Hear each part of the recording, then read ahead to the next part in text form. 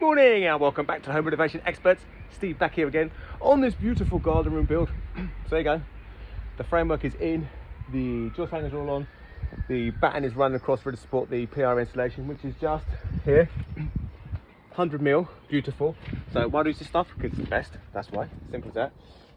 Done and dusted, nice and wide, straight in the floor. The floor and the roof speaker lose most of your heat. The walls have 50mm in it, and obviously you need to run stuff in the walls most of the time, like your cables and bits and pieces. So it's good to have that bit of air gap, a little bit of ventilation. But I'll show you all that once the walls are up and I get to that stage. But 100mm is ready to go in. First thing I'm going to do, these lovely rods, cut them in a way.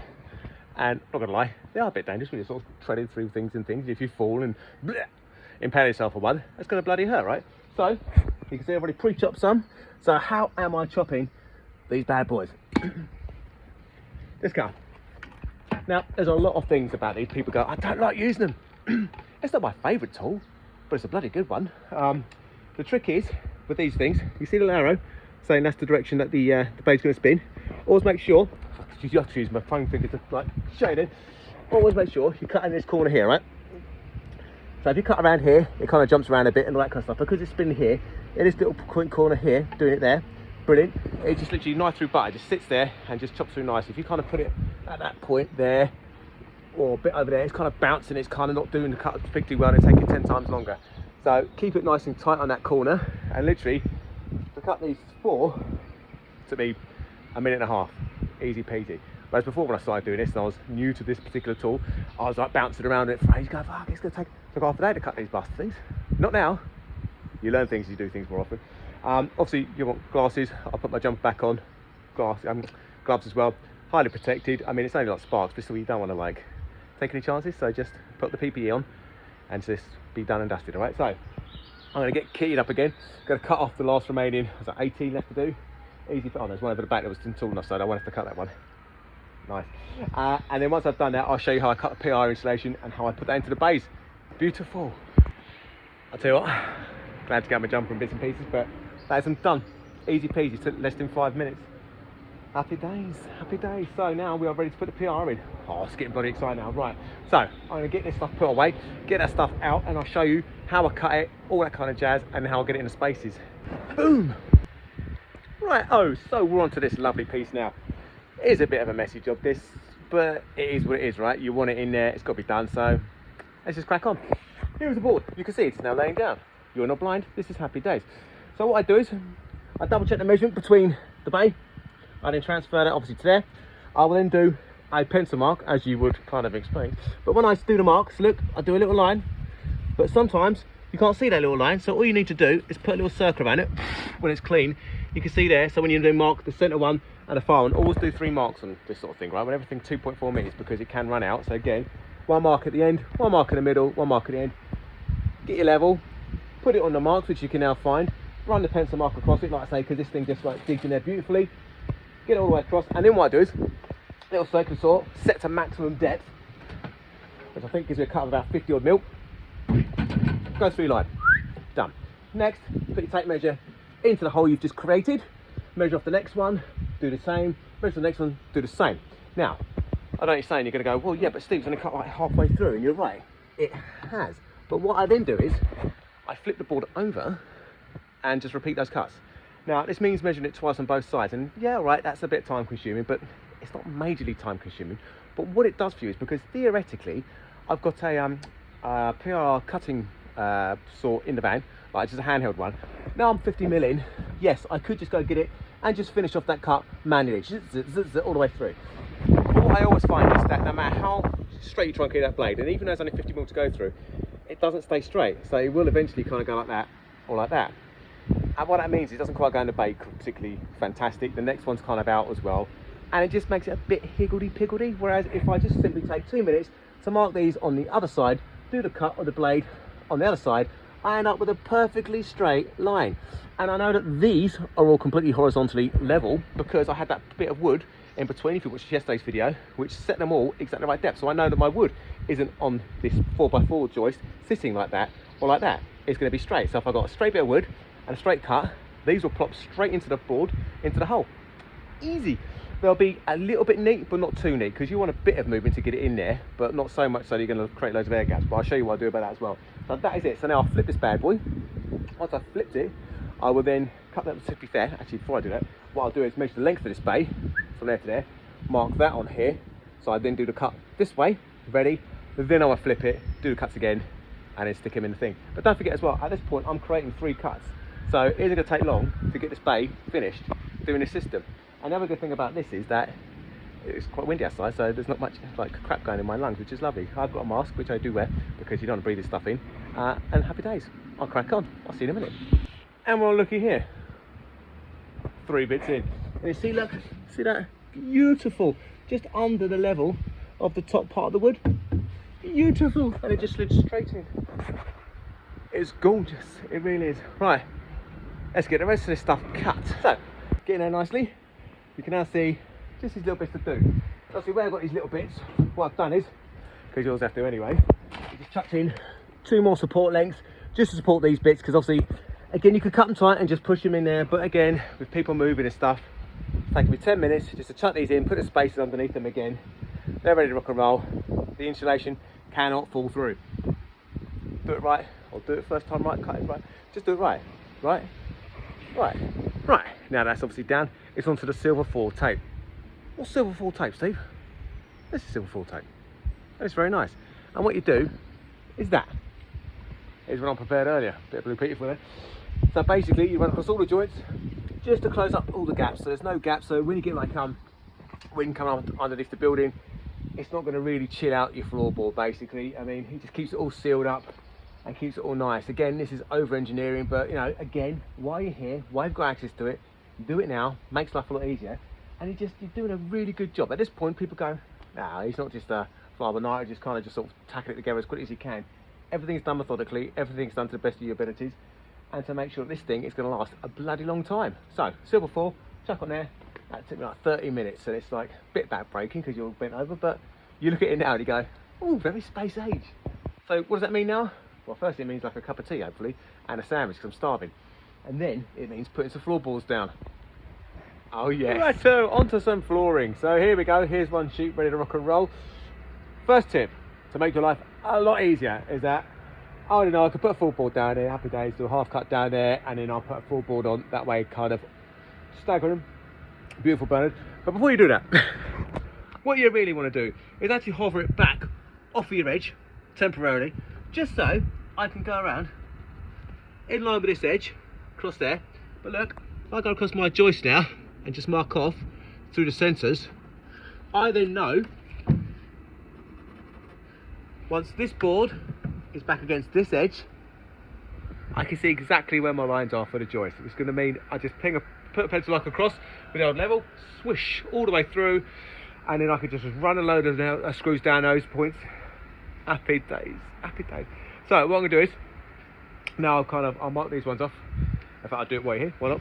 Oh, birdie pooed on that bit, but I can still see the pencil mark. Done. So what I need to do now is I'll bring it back to this edge. Once I've done that, I'm going to measure from the back end to here on both lengths. So I'll put a little bit on the end as well.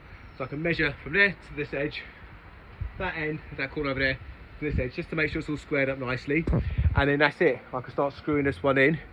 And then I'll show you the type of glue that I'm using to glue it. So I'm not just going to screw this, glue in it as well, but it's a very sort of specific type of glue. I'll be back in a second. So you've got the first part in. So basically, like I said, got that one in, cut that one so it fit beautifully, so that's now in as well. Once I was happy, so from the end of the building there to the very edge of the top of this board was 291, something like that, 296. And from there to there, to this edge, guess what? Gone. It's 296. So what I did was never screw so close to the edge where you're about to put a new board, because it pinches it down and then they won't slot into each other. So all I did was put one screw that end, one screw this end, one screw there, and one screw at the end. So basically just 4 screws just to hold it on that length, going in the right direction.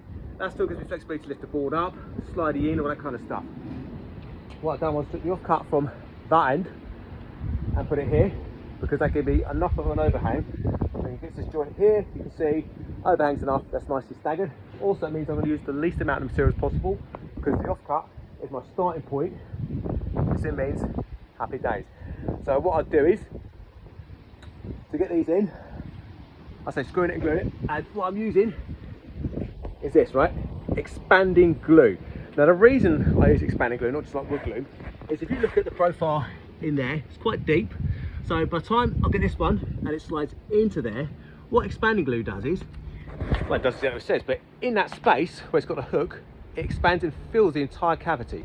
So you get a much better grip, okay? That's why they invented the bloody stuff. So it actually fills this whole space, and you can see, just over here, look, it's foaming up and it'll come out of joints. Try not to touch it because the stuff is sticky as anything, trust me. But phenomenal. So it'll swell over like 5 minutes or something, really pinching that gap.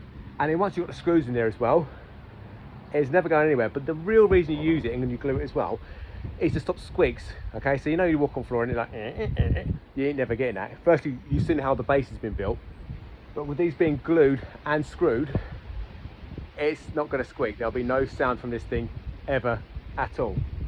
So as you're kind of putting these in, so once I've got this one in position, tacked in, nice and square on the very edge of the building, again put one screw in there, then I've got this board, slid it into position, and what you need to do, because they will need a little bit of convincing, get yourself an off-cut bit of wood, any size that's going to sort of handheld, you put it up against the edge like that, and then take a hammer. Now notice I don't put it down the bottom, right? Do not put it on the bottom and then hit it with a hammer, because you'll break this profile and cause yourself all kinds of arseache. So always make sure you just lift it, put it onto the widest part of the board, and then give it a whack with a hammer, and then that allows you just to like tack it so it just closes up the gaps, okay?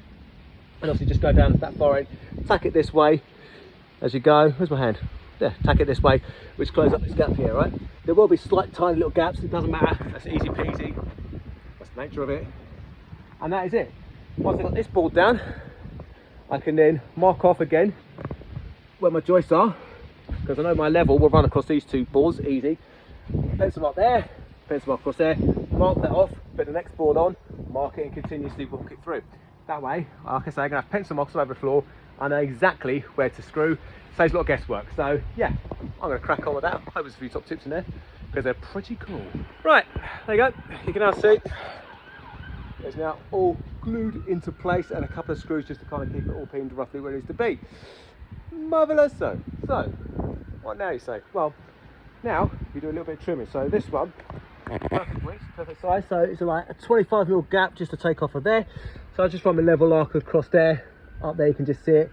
I'll simply take circular saw, just whip that little bit off across that edge all the way through, and that is it. Then what I'm going to do is grab my level, where I've obviously got my pencil marks for my joists all the way through. I will ping those all the way through in that direction, and then I'll screw it all in. That's right. So basically, before I go, what is the time? Yeah, lovely job. I'll have all this screwed in, and with the expanding foam, once it's kind of absolutely gone off like it has kind of there, all you need is like, I haven't got one, but like an old bit of an old saw, the edge of a saw, hammer, blade, whatever you got, filling knife would be perfect, and simply scrape it away like that. Maybe an edge of a hammer, but this was the closest thing I had to show you and demonstrate how easy it comes off. And there you go. Also, where you just put the last ones in, and maybe it's a bit wet, when you drop your level to do your marks, just double check that, is it still sticky down there? Because when that stuff gets in level, oh, it's really sticky. Apart from that, right, I want to go screw. Right, so the floor, like I say, is now in and done, screwed in, many screws. So basically between each board, there's 4 screws every 400mm, which is a lot of screws. I think it's about 250 screws I just stuck in, which is perfect. But there's still a bit of time left in the day. So the next thing is going to be working out walls. This is kind of the bit where it gets a bit more complicated, because there are mathematical involved. So what I've done is, I'm going to assume, because I like to, that we're going to put a porch on this. We are putting a porch on this, but at the minute it was kind of at quoting stage 500mm. I like to do 600. That's just what I like to do. So I'm going to cover the base. So I'm going to put it up by an extra 100mm, so that my calculations take that into account, because we kind of roughly discussed it. She's like, oh, that could be good. So cover it down. So remember, you've got 2.5 meters maximum height for the pitch in front, right? But that measurement is taken from the ground. So that's going to be this point here at the back, you can just see there. So actually, I'll start to raise up a bit at this back edge, like you can see, but actually over there, that is the closest point to the ground. So that is where the measurement for 2.5 metres will come off of. So, working this out, I've got 2.5 metres. I've written it down, it's very mathematical. It's all here, you can just see. I think I like writing it down there. But essentially, what you kind of need is, for every metre of length of roof, you need to drop it 25 mil. That is in order to allow for the rainfall to come off the flat roof, okay? So 2.5 metres, take off the 130 for rainfall, the actual OSB on the roof as well, plus the rubber adhesive glue and stuff. We're going to say it's about 25 mil for argument's sake. 200 for the roof joist. I'm reading from the floor because it's down here. 200 mil for the roof joist.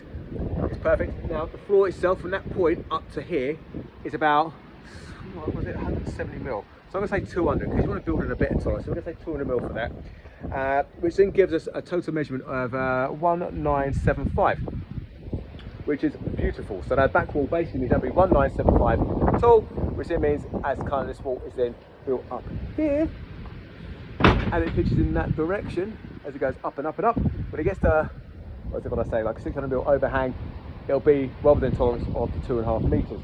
So although it is 1975, I'm going to drop this back wall so around about the 1.9. Now that's, yeah, I know you're saying, you're going to go, well, that's like nearly 100 mil. Well, it is nearly 100 mil, but in real terms, actually, this section here is simply a, like, what do you call it, an outhousey bit. So by building that tolerance in, because the thing that I'm not concerned about, but just want to cover, is that once my client removes all this soil, if he takes too much down, he's going to increase that height there, you see. So the floor will technically be further off the floor. So I kind of want to build in a chunk of tolerance just to make sure. Because in real terms, once you've got that meter for the outhouse, by the time it's kind of peaked up again, you'll be looking at the back wall being 1.1930 or something, which is more than ample. And obviously as it goes towards the front, it'll be bigger.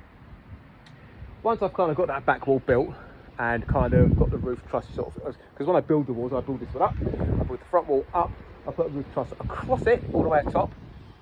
I can then still adjust this wall. So if I want to give a bit of extra space, but you know what, actually now the roof truss is on, it's looking like I can just pick it up. I'll just put an extra piece of wood across the top just to raise it up.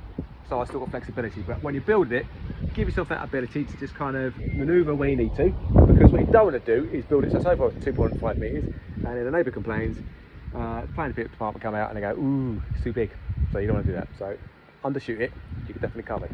Right, so that's that done. So now I'm going to get a little setup and I'm going to do a bit of gang cutting. Now that sounds dicey to say the very least, but actually it's an American terminology. I saw it on another YouTube video for these guys in the States who obviously their woodworking is phenomenal, and they've got a way of cutting a ton of wood simultaneously, and I love doing it. So I'm going to set up for that. So I'll be back in a bit, but I probably won't be today. So I'm going to call it quits there.